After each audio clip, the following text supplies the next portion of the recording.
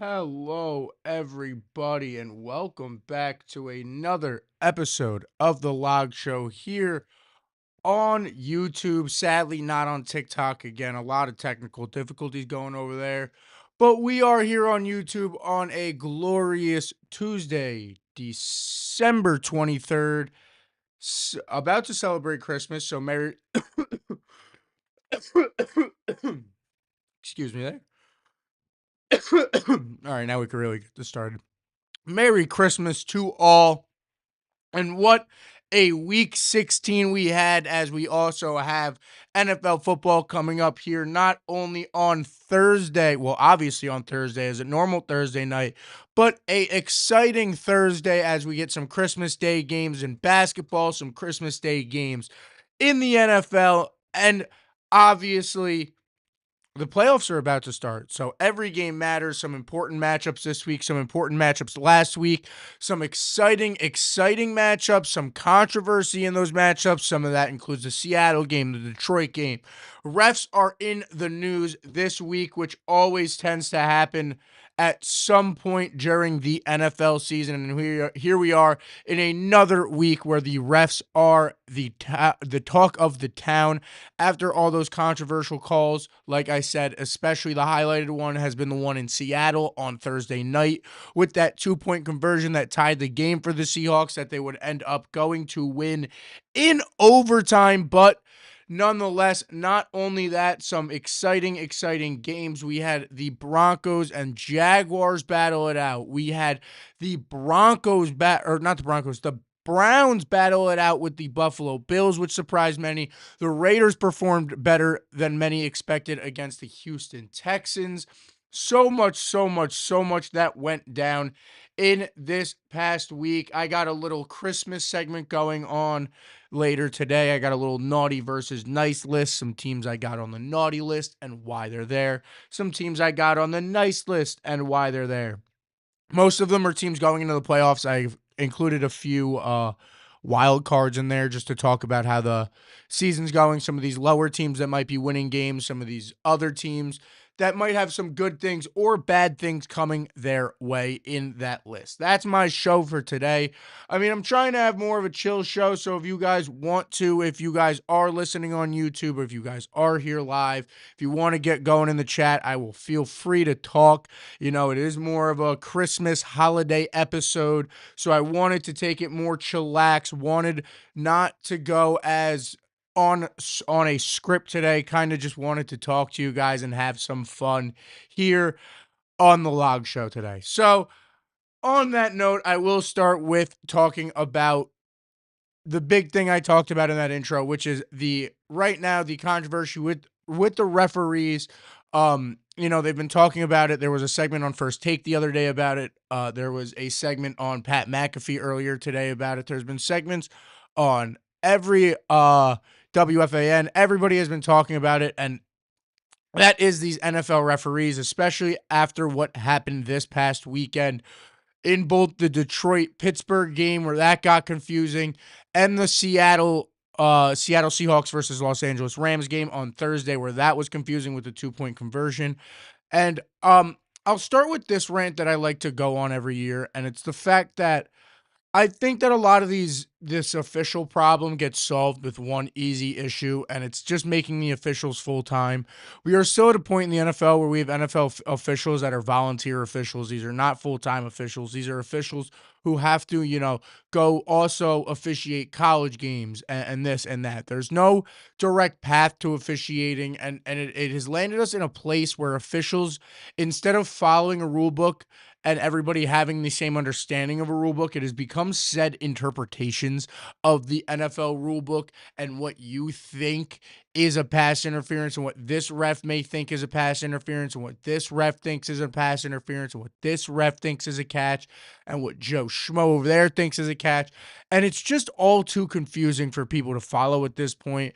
And that at one point is going to start to affect the growth of football and the growth of the game, is when you sit there and you're consistently confused, especially on these big giant plays like in the Seattle game, where there's all this discussion and well, did he throw it backwards? Did he throw it forwards? Did he do this and did he do that?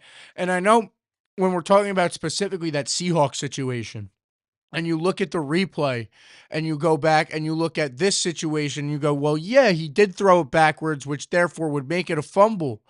But there have been so many instances in the past where because that whistle was blown, even though it's an inadvertent whistle,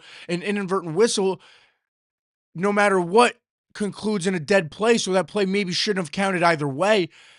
So then by that ruling, the Rams should have won the game, but by the actual ruling of it being a backwards pass, it's a fumble that bounced forward that was recovered by Charbonnet for a 2-point convert.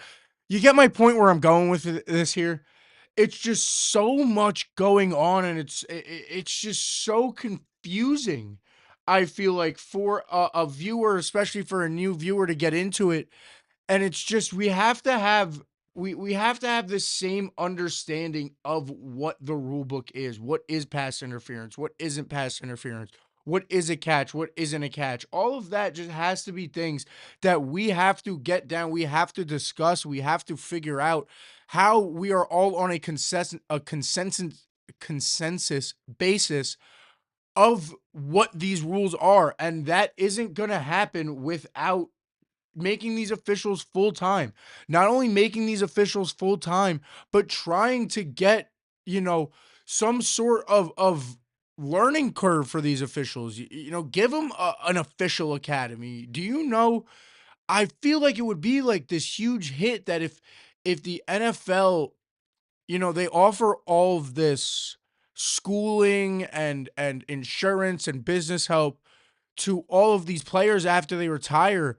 But what if you offered a pension and officiating school and a path to stay in the game, and they could stay around the game of football and maybe become an official and do something like that. And for people who do want to become an official, who maybe aren't connected to the game, who aren't former players as well, you open up this academy or some sort of path where you learn how to be an NFL official, you learn the NFL rulebook, so that these guys aren't not only are these guys volunteer officials that may not take this super seriously because they have to go home and work a real 9 to 5 during the week, and they work, as accountants and as librarians and as chefs, and they have all these other jobs that they have to do to make their real money. Where if we could put their focus on officiating the NFL, and we could have them perfect their craft, we could have them study the rule book, we could teach them in courses that this is how we want you to call this play, and they could quit their other jobs and focus full time on NFL football and NFL officiating. I don't see how that doesn't improve the quality of the officials in the NFL. And that would take away such confusion, and it would bring this cohesiveness to these big calls that I feel like consistently year after year after year after year after year, we are in football especially, we are the conversation gets pointed back to the officials, and we are looking here and asking why the officiating is like this across the whole NFL. A lot of people have talked about the umpire problem in baseball, and they immediately started implementing AI and stuff like that to try to improve it. Not only that, implementing schooling and teaching lessons and more training for these umpires for them to be able to get these calls correctly. And you don't hear about this in hockey with FIFA officials in soccer, where they're paid full time, and these other sports where NBA, even NBA officials, there was a point in time where NBA officiating was looked at as a very poor thing. And I think over time they have focused a lot. Adam Silver and the NBA front offices have focused a lot on improving that officiating. You see how that has resulted in the officiating of the game. You are not as confused as on the rules of basketball anymore when you watch. Yes, there's some confusing things like gather steps and stuff like that you learn as you learn the game, and there's going to be stuff like that in football where as you learn the game. But I think we have to start to get some cohesiveness in these referee units, and I do like that it we've implemented over the past few years that these referee units stay together for the majority of the season. You're not alternating crews as much, so you can feel used to each other, where that does switch in the playoffs, though, because you're trying to pick the best officials for each crew. So now you got a whole new crew for the playoffs and stuff like that. And I feel like there are solutions here for the NFL. And I think the number one solution would be to find a way to make these NFL officials a full-time job, make this something where, you during the offseason, instead of not even thinking about football and they're making their own life and making their own living, that they could focus on improving their craft. Because then otherwise we end up in a situation like Thursday. And Thursday was one of the craziest calls I've ever seen. Now, like I said, this is one of the biggest, there's two sides to this coin type of call, and it's that inadvertent whistle. It's when that whistle is blown on the incomplete pass, that ball technically can no longer be advanced. So when you look at that play with Seattle, when that ball is thrown and they call it an incomplete pass, no matter what, even if it is then ruled a fumble, the ball should be spotted um where the fumble fell, where the ball landed is kinda how that rule goes because there was no clear recovery and the recovery was after an inadvertent whistle. There was no clear recovery before the whistle. It was a very, very, very confusing play when you look back at it. And then we go to Sunday and you have the Detroit situation where time after time in the NFL, they have talked about how, um there's no pass interference calls that can be made when a cornerback is locked up with a wide receiver, and you have Isaac Tesla hit that slant route, which is, yes, a very clear pick route, and if there's no contact made by, I believe it's Joey Porter who was guarding to Isaac Tesla on that play, then the pass interference is a good call, but because his hands are locked on him within 5 yards, that call shouldn't have been possible, therefore, Amon-Ra should score a touchdown, and it's just like I said, and, you get Ed Hockley on one call, he's calling that. You get Jim Jones on the other call, he's not calling that. And it's just this consistent inconsistency out of NFL referees that we keep seeing that's just making it so glaringly obvious that something needs to be changed for these NFL officials.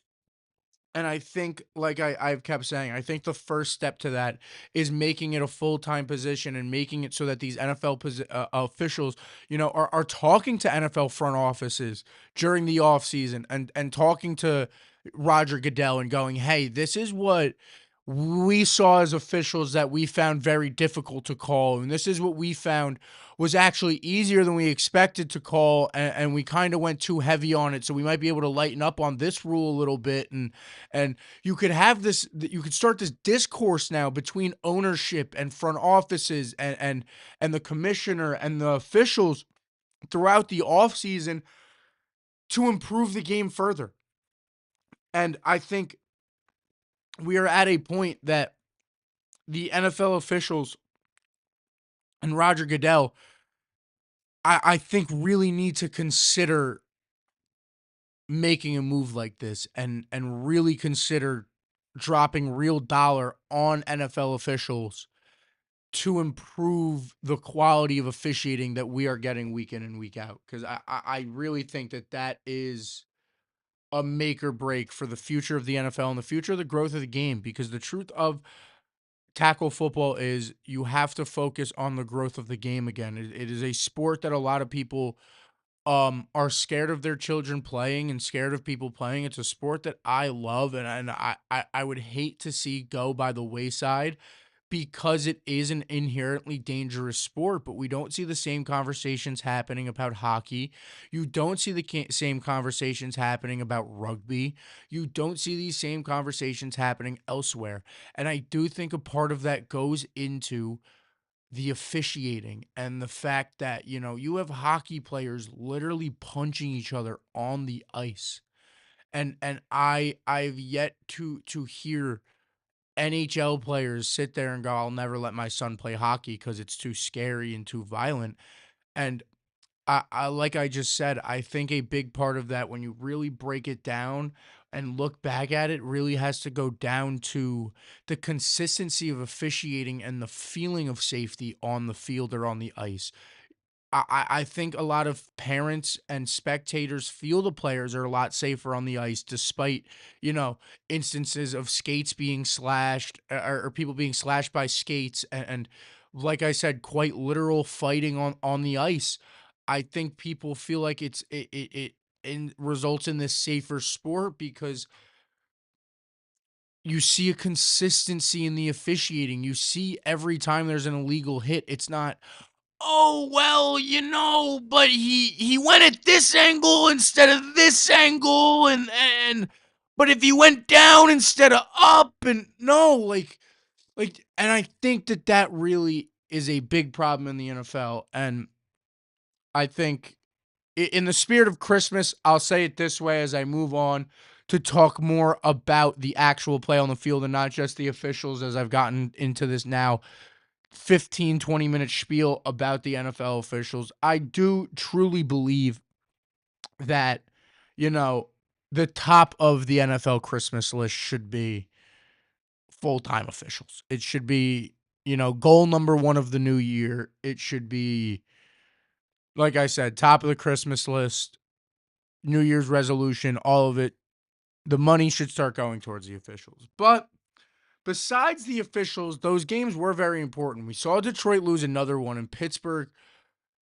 That Pittsburgh win ends up so huge because I feel like that was a game that a lot of people felt like Detroit really needed to win and really was gonna win and bounce back and excel in after the struggles that they have been having, this win-loss, win-loss, win-loss, win-loss, win-loss, win-loss, back and forth that the Detroit Lions that have been having.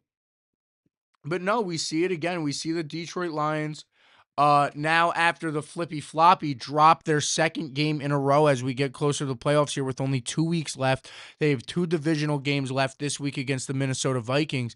But it's a game that not only separated them farther from the Packers in the wild card. Um, I mean, no thanks to the Bears with helping them almost stay in it, because if the Packers win that game, it might be too big of a gap for the Detroit. I'm pretty sure it is too big of a gap for the Detroit Lions to to close at that point if the Packers were able to get it out against the Bears. But no, the Bears win that game. The Detroit Lions are still alive, and they had a game against the Pittsburgh Steelers that felt almost, again, like a must-win.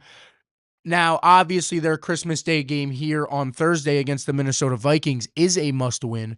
But, with all that controversy in there at the end there, you ran into a situation with, it's just something has happened to this Detroit Lions team in general where they have kind of lost that mojo that obviously everybody loved that they had last year. And I don't know if it's the loss of coordinators that I feel like a lot of people is attributing the struggles to, is the loss of Aaron Glenn, the loss of Ben Johnson offensively especially.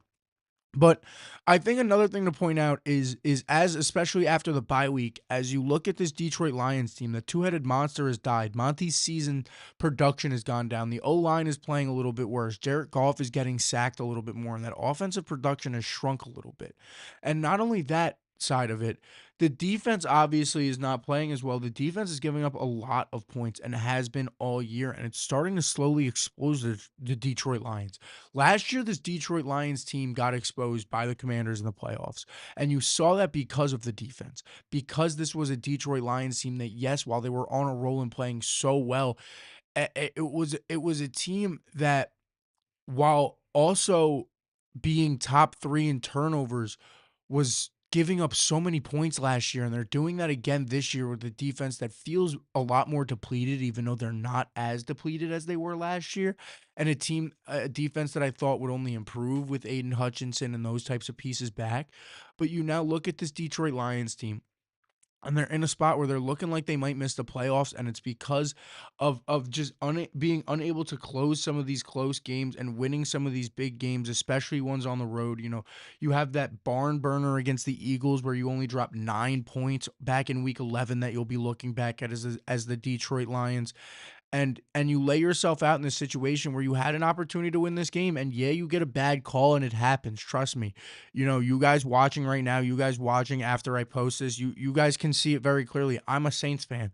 I know a thing or two about bad calls. I've experienced it in my life. And one thing I learned real fast is you got to swallow those and move on, and you have to be able to adjust to those and move on. The New Orleans Saints, as a fan, I'll be able to say, weren't. And you watched it after that collapse in 2019. You have the 2020 season, and Drew Brees Brees retires, and here I am as a Saints fan celebrating the fact that we just won 3 wins and all of that. So, as the Detroit Lions, you have a lot to look at here going into your offseason. I think the number one thing you have to address as the Detroit Lions going into the offseason is that secondary. I think the secondary is so lackluster of just pieces, and I don't feel there's any superstar player for the Detroit Lions at least defensively in the back, like as a defensive back. I don't feel like anybody's just playing that role that we saw last year. Like, obviously, I know the names that they have there with Rocky Sin, with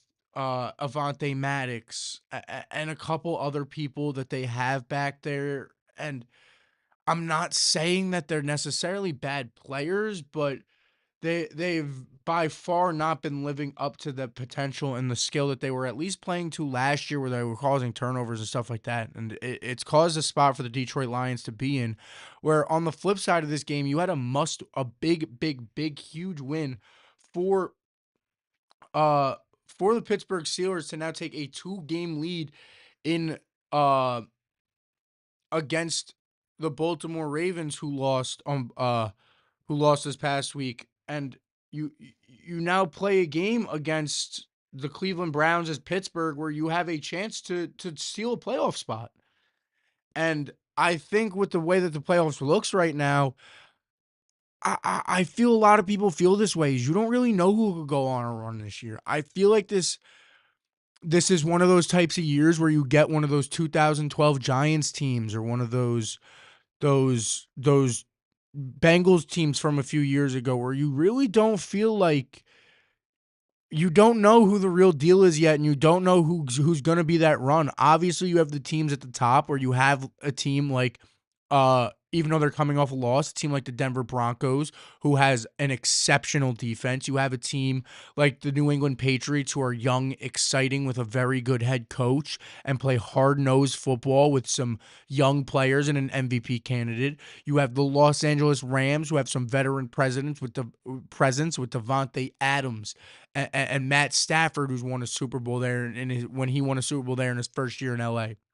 You have players like Jared Verse and a lot of players like that over there in LA. You have the Chargers. Can the Bills get it done, even though they're not going to be in their spot? Are the Jaguars the real deal? Can the Packers click with Jordan Love being at 26? Is the rule of 26 for the Green Bay Packers still alive and still a real thing? Can that run happen? And we see that rule of 26 continue, that every Packer quarterback since Bart Starr has won a championship at the age of 26, and Jordan Love has turned 26. And this is the year that Jordan Love will be 26. So can that happen for the Green Bay Packers? You just have so much, honestly, like around this team. You have the 49ers that we saw last night look absolutely dominant against the Colts, offensively at least. Obviously, the defense, you say what you want. Philip Rivers looked so good last night against the 49ers, but the offense of the 49ers looks just as good as they have ever been. The Panthers are extremely hot right now. We're forgetting about the Eagles, who have just won, who are the reigning, defending Super Bowl champions. And the list goes on. The Texans are hot, as hot as you could be right now. You just have a very, very, very interesting layout here as we get to the end of the season. And it's going to be fun to see how it all plays out. And, right now, I have to stick with my beginning of the year pick because they are both still alive. There's a chance. I don't see it happening, but there is a chance that we still get this. So personally, for my predictions, I'm sticking with my beginning of the year pick of the Bills Packers. I do think it is the year of 26. I do think it's the year that Jordan Love and them finally get over the hump. The injury to Micah Parsons doesn't help. They're an injury riddled team, so maybe it doesn't happen this year for the Green Bay Packers. But I do think on that AFC time side that, even though that they, as of the moment, aren't the leaders of the AFC East and may not win the AFC East and may have to play this whole playoff run on the road, I think a lot of people are sleeping on the Buffalo Bills and Josh Allen and this team that is just absolutely exceptional and just finds ways to win. Yes, did they struggle against what a lot of people feel is a very, very, very bad Browns team? Did Shador play very well against this Bills defense and a Shador Sanders that people still aren't really bought in on? Yes, that did happen.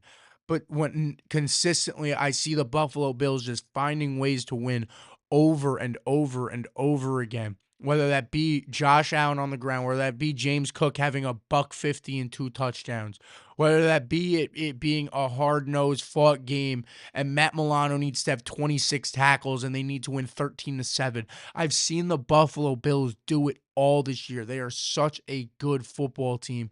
And I think as the year rounds out and we get to the end of the season, um, I think that we a lot of people are forgetting about the Buffalo Bills. It sucks that we're gonna be robbed of the fact that we don't get another matchup against the New England Patriots this year, as they've already played them twice, but they did get that huge win on the road. They play the Eagles this week on Sunday, and I mean, we'll see. We'll see, man. It's gonna be an interesting one. It'll be an interesting one as it fills out. Ugh. Anybody in the chat? How you guys doing over there? Anybody in the chat? Anybody listening today? Or am I just talking to air? I wonder how you guys react to these like little rants that I go on when you guys tune in afterwards. If anybody even gets this far, I don't even know. I don't even know. I just do this for fun, man. I don't even know. For all I know, people tune out after 10 minutes, and I talk to myself for 25 minutes, 30 minutes. Who knows? Who knows? That'd be real funny, wouldn't it? Wouldn't it be real funny if the whole time I'm just talking to myself? Ooh, yeah, practically am. Practically am. Hey, people who might live in the New Jersey area who might tune in, please feel free to contact me on any of my social medias if anybody would like to appear on the show. I love having people on the show. It just happens to be on Tuesday at the middle of the afternoon, and I don't got a lot of friends who could take off of work, so it does really suck. Um, we are slowly getting to the point of I think I have figured out OBS though, so like I think I'm really hoping that 2026 is the year of FaceTimes. Hopefully, early in 2026, we could get our first test run with having somebody on through FaceTime and see how that all ends up unfolding. But I want to get on to my Santa mode. Oh, oh, oh! I am the NFL Santa Claus. Loggy Lee, the log. And I have made my own list. I've been watching, and I made a list, and I checked it twice, and I found out who was naughty and nice. Oh, yes, I did. I did. I made this list, like I just said, and I checked it twice, just like Santa would. And I went through the NFL. And I picked some teams that as of week 16, I'd put on my naughty and nice list. How I feel they may perform for the beginning of the year. Are they naughty because they are liars to us and they are a lot worse than many have thought? Are they on the nice list because they've put a few wins together and the future may look bright? Are they on the naughty list because they win games they're not supposed to? That is what we have here. Is my naughty or nice list.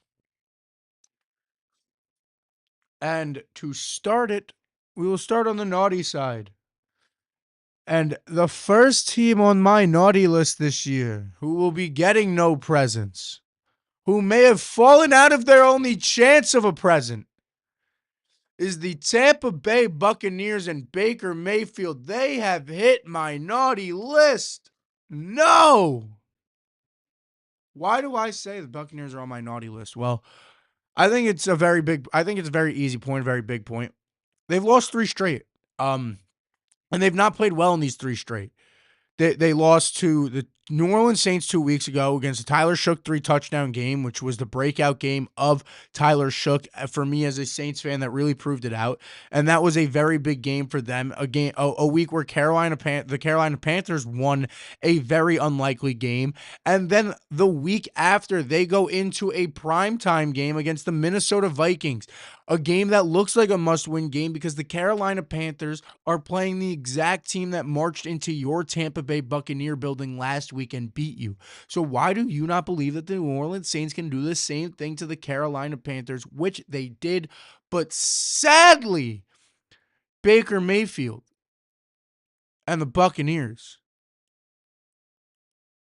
lay a flat one in that primetime football game against 9.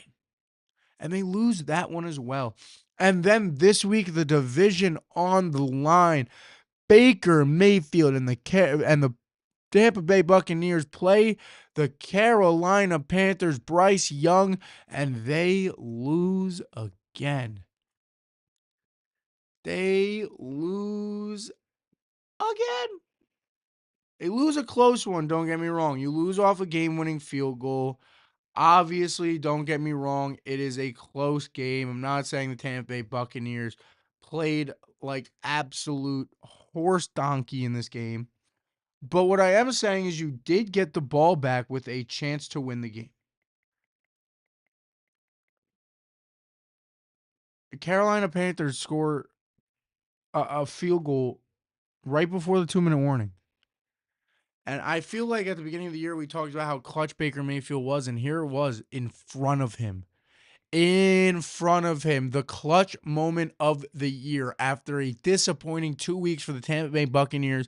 It could all go by the wayside as long as you beat the Carolina Panthers and take a division lead. 2 minutes left. All you are is down by a field goal. And you throw an interception? Oh, Baker Mayfield, did you put yourself right on the naughty list? It's been a tough one for the Tampa Bay Buccaneers, and they really need to pick it up. As we get to the end of this season here, you know, they have another game against the Carolina Panthers. You have a chance to bounce back from this, especially playing the Dolphins this week, and the Panthers, uh, I believe, if I remember correctly, play. Yeah, you have a chance because you have Carolina traveling to Seattle this week. You play the lowly Miami Dolphins with Quinn Ewers, who just got smacked by the Cincinnati Bengals. And then you end the season against Carolina. So we're probably going to have a Week 18 game in Tampa Bay for the division. So you have a chance here to earn yourself back and redeem yourself here at Carolina. But dropping 3 straight and really laying this division, almost handing it over to the Carolina Panthers, it feels like, because you lost 3 games to, if we're not going to count the Carolina Panthers, 2 teams that are eliminated from the playoffs that are extremely struggling, one of which it was a rookie quarterback's best game of his year, his breakout game he had against you in your defense. And then you have J.J. McCarthy also play pretty well, honestly, in that primetime game against you too. You handed the division over here, and that is why I have the Tampa Bay Buccaneers on my naughty list. On my naughty list. After the Carolina Panthers on my naughty list are the Green Bay Packers. Green Bay Packers. Why are you on my naughty list? Well, Micah Parsons just tore his ACL. Oh, no. Oh, no. 12 and a half sacks. And 2 weeks ago, he tore his ACL. Now, not last week. He didn't just tear his ACL, obviously. But you have a chance to redeem yourself again. See, there's a lot of redemption here. Opportunities for redemption here in this naughty list. And boy, do every time do these teams blow it. And the Packers blew it after a huge, tough loss to the Denver Broncos where you lose your star defensive player. You have a chance to walk into Soldier Field against a team that is hot. in the Chicago Bears team that you just beat 2 weeks ago. Not only do you lose the game, I got to talk about the Green Bay Packers and an onside kick again. You let the Bears get an onside kick and Caleb Williams throws it deep to DJ Moore. And now you lay in a position as the Green Bay Packers that you might fall out of the playoffs after losing Micah Parsons. If the Lions can put 2 wins together and you, after 2 demoralizing losses, are not in a great spot as the Green Bay Packers. And that's why I have put you on my naughty list. Moving over to the nice list to get some little joy and boy in here. Some jolly and joy. The first team on my nice list is what many have called the hottest team in the NFL. No, as much as Ian Rappaport did call my favorite team the hottest team in the NFL, I'm not talking about this team. I'm talking about the Houston Texans. It does feel that all is falling, or maybe not falling, all is getting put together well all is falling in the right spots for the Houston Texans as we get to the end of the season, as the Colts have fallen apart with Daniel Jones getting injured, sadly, even though Phillip Rivers, again, like I said last night against San Francisco, played pretty well. But the Houston Texans have had a wide open chance to steal a playoff spot and have done everything in their power to do so, with a close win this week over an Oakland Raiders team that was really, really, really fighting them to try to get that victory. Not only that, you know, you have players. It's just, it feels like all the star players for Houston are starting to get back to form right at the right spot. It seems like CJ Stroud is really starting to click. Nico Collins is starting to become a big part of that offense again. Yes, you still lack a running back, but then again, defensively, it feels like Will Anderson is starting to get going. Derek Stingley is really starting to compete with Surtain for the best cornerback in the league. And just so many pieces on the Houston Texans team that we were excited to see at the beginning of the season, and I feel like early in the year really fell flat for Houston, have started to, it seems like, hit their stride for the Houston Texans and really set them up in a spot where I think that they're a scary team going into the playoffs. I see this team being very capable of going on a deep run, especially with how wide open the AFC is, especially if one of their running backs can really get to form in a game or two and get going, like a Nick Chubb or someone like that. So I really can't wait to see how the season ends here for the Houston Texans. The next team on my nice list is the New Orleans Saints, baby. We have won 3 straight. And why do you say I have the New Orleans Saints on my nice list? Well, it is because of the rookie quarterback and the performance of said rookie quarterback, Tyler Shook. After the Saints, yes, they beat the Jets this week. Don't get me wrong. I'm not going to sit here and act like the Saints upset the best team in the NFL. I know I'm excited about a win. I'm excited about 3 straight.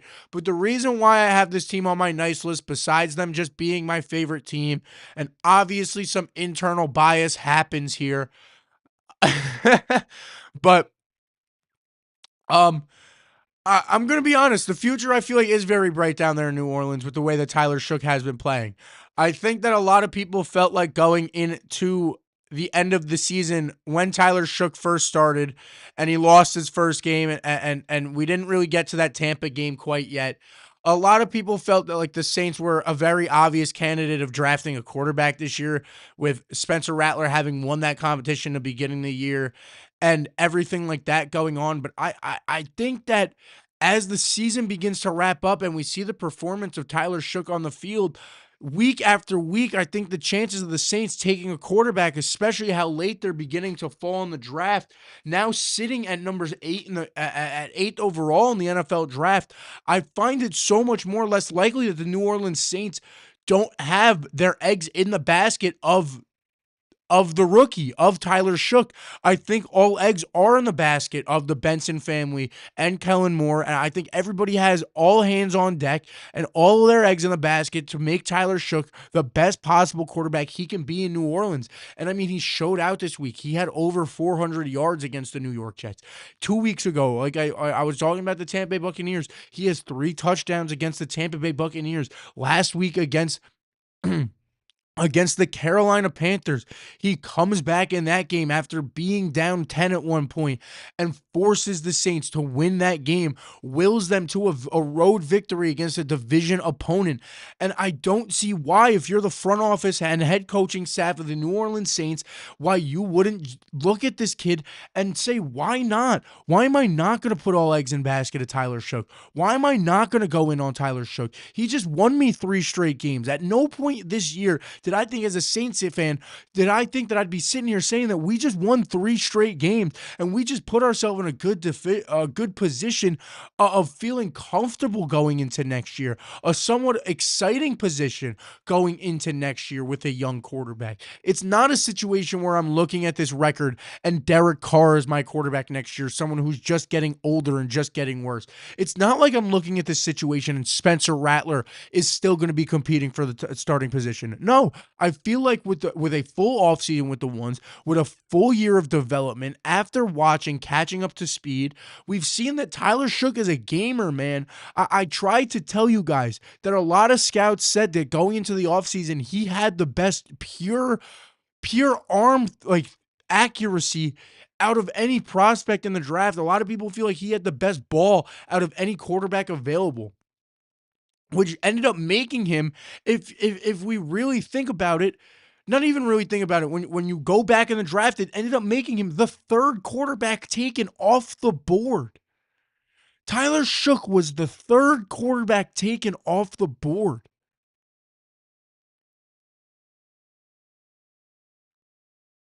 So, yes, by all means, do I put Tyler Shook and the Saints on my nice list, because I feel like the future could be huge with Shook and the Saints. As long as you surround him with a few pieces, improve on that aging defense, and really take 2 or 3 years to properly rebuild this, I think that the Saints can be on top of the NFC South yet again, and that being led by Tyler Shook. I 100% believe it. I am all hands on deck. I am all on board. And that is why I have my New Orleans Saints on my nice list.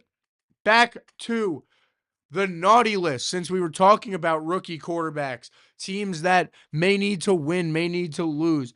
The next team on my naughty list has yet to be official, because it all goes down to a result of this week. And that next, drum roll please, is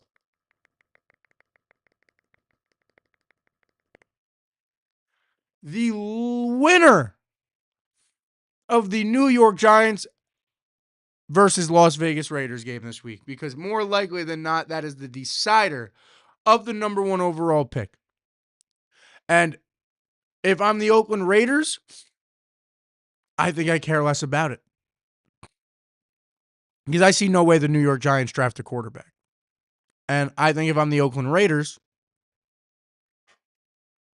I see what the Giants could do with it. If I'm the New York Giants and I lose and I win this game and I fall to 2, that pick loses an immense amount of value. Don't get me wrong, the number 2 pick in the NFL draft is still an extremely valuable pick. But I feel like with the success that we saw out of Jackson Dart this year, and the success that we saw pre-injury out of Cam Scatterboo, and we never got to see Jackson Dart how good he'll be with a weapon like Malik Neighbors, and a possible improvement on the offensive line, and hopefully the firing of Joe Shane, and the improvements that could be made to the New York Giants getting the number 1 overall pick would be so extremely valuable for trading purposes. Like I was getting to there, and I slightly lost my train of thought, was The New York Giants with these pieces, I don't feel like we're gonna see them draft a quarterback. I don't think there's anybody who feels the New York Giants would draft a quarterback. I think actually a lot of I think many would agree with the statement that if the New York Giants draft a quarterback, we'd all be confused. We'd all be baffled. We'd all be just utterly confused. So if I'm the New York Giants, the reason why I want this number one pick is again because it is just that much more valuable than the number two pick. The things that you could get for the number one pick for the teams that are gonna want to trade up. When you sit here and you look at the NFL draft standings, you have a team like the Jets at 4 who might want to draft up above the Raiders for a quarterback. You have a team like the Cardinals at 6 that might want to that might want to trade up above the Raiders to go the Raiders and the Jets to go get a quarterback. You have a team like the Dolphins that might trade up to try to go get a quarterback. You have a team like you know what I mean? You have a lot of interesting pieces here that as we really look at how the draft is going to fall, where will the Giants trade back to try to improve on the quarterback or try to improve on pieces? You know, maybe they have a huge piece that they like out of Pittsburgh that might be available for trade that they want to go get because Pittsburgh might be looking to make a big move up to 1. You gotta remember those teams. You have a team like the Rams at 11 with an aging Matt Stafford. They got that pick at 11 from the Michael Penix trade a few years ago. That with the Rams at 11, they could trade up and go get a quarterback, go get a Fernando Mendoza, go get someone like that and have him sit behind Matt Stafford for a year before Matt Stafford finally calls it quits and rides off into the sunset. So I think if you're the New York Giants, you want to lose this game a lot more than you do if you're the Oakland Raiders. Because if I'm the Oakland Raiders, I know the New York Giants need to get a haul for this number one pick, and somebody's going to have to offer it to them. Will it be the New York Jets? I don't know. Will it be like, you look at a lot of these teams, what do the Cardinals really have to offer that the New York Giants are going to want? It's only really the Rams that would have something to offer like that. And are the Rams willing to give away the pieces that they would need to go get the number one overall pick? To find that replacement for Matthew Stafford if he were to so retire. I don't know. Uh, and I think if you're the New York Giants, a lot of those teams discussion-wise, value-wise, aren't talking to you because obviously the Oakland Raiders, it seems, are gonna replace Geno more likely than not with the way that the season has gone. The Oakland Raiders are more likely than not gonna draft a quarterback. So I very much have the winner of this game on my naughty list because the winner of this game probably ends up with the number 2 overall pick, which is a lot harder to know what happens there. It's a lot harder to discuss what happens there. It's a lot harder to predict what happens there.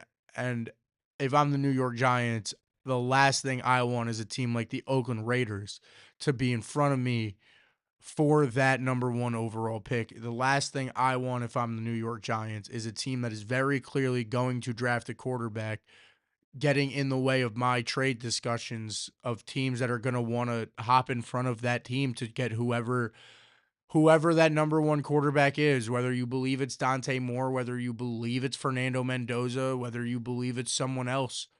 It's whoever you believe that number 1 quarterback is. We're gonna get someone like a Zach Wilson that we get every year that might be a Nussmeier or someone like that who isn't as highly tat out right now, but they're gonna have a great pro day and they're gonna have a great combine and they're gonna shoot their way up the draft board. So there's gonna be a lot of discussion there. And who gets the number 1 overall pick is really gonna play into who goes number 1 overall, because I don't think that there's a big chance that the Giants keep that pick.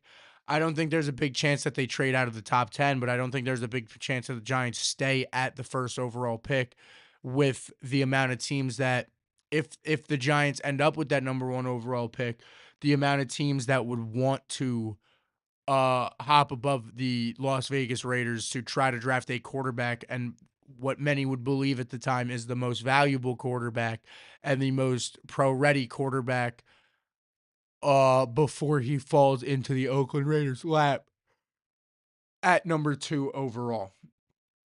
And finally, before I end my show, I told you it was more of a chill show, didn't really have much going on.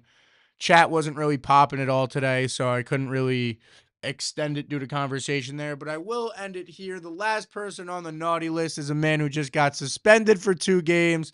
Shout out DK Metcalf for putting yourself right on the naughty list. Not only my naughty list, probably the real naughty list. The only man I've ever seen punch a fan. Now, that is ridiculous. The fact that there was nothing done in game as it happened, I kind of found crazy. The fact that like 4 plays later, DK Metcalf caught a touchdown and could practically rub it in that fan's face after talking to that fan, I think is absolutely crazy. Obviously, yes, there's 2 sides to every coin. And yes, whatever was said probably shouldn't have been said. The dude probably said something very personal to DK Metcalf, and the dude is probably disgusting being for whatever came out of his mouth in that moment. But as a professional athlete, you are taught nothing more than to not react. And I know it is hard, but you are held to that standard and you have to uphold that standard as a professional athlete with all eyes on you. And DK Metcalf did not do that. So a very well deserved suspension for the last 2 games of the season right before the playoffs. So we'll see how that affects the Pittsburgh Steelers going forward. But yeah, that's all I got for you guys today. I'm sorry for like the lackluster type of show. I kind of wanted to be more of a chill show. Nobody just happens sometimes. Nobody was really in the chat with it being Christmas week, a lot going on. So I would like to thank everybody who did tune in, everybody who tunes in later and listens. Thank you so much for listening and watching here on YouTube. Please like, subscribe, and follow me on all my socials. But yeah, that is all I have for you guys today. Thank you again so much for tuning in. And everybody have a happy holidays. Have a merry, merry, merry Christmas. Everybody stay safe out there on the holidays. I will see you guys next week for our end of year episode where I will do a huge recap of all of 2025 from some of my favorite log show moments, some of my favorite MLB moments, NFL moments, NBA moments, and UFC moments is probably the 4 I will do. I cannot wait. I will see you guys all then. Peace